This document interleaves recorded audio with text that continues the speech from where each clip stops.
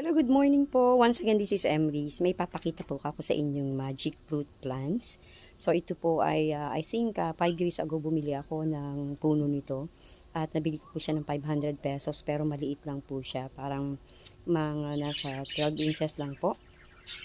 Palaki ko po siya at bumunga naman. Kaya lang hindi nagtagal kasi hindi ko agad na-transfer sa diretso sa lupa. So, tingnan po natin. Ano ba ang mga benefits ng magic fruit?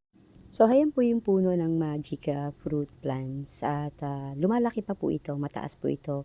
Ang mga bunga niya po ay maliliit na parang pahaba ng konti, parang oblong siya. Then, kapag hinog na siya ay namumula siya. At kapag kakainin po natin ito ay maasim. Pero kaya po itong magic kasi kapag uminom tayo ng tubig ay nagiging matamis siya.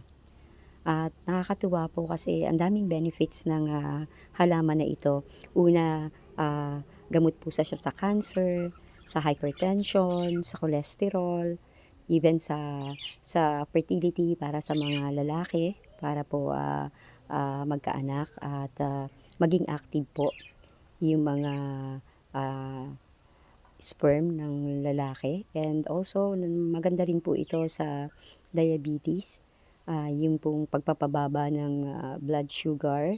And also, kapag ka po talagang yung emergency na nahihilo tayo, maganda rin po ito na lumlumin.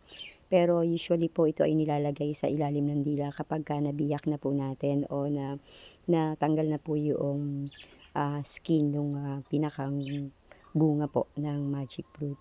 Mahal po ito, yung puno na ito kasi nga po marami po siyang benefits. Maganda rin po siyang halaman kasi tumataas din po siya. So ayan po yung mga bunga niya. So magtanim po kayo sa inyong paligid ng bahay.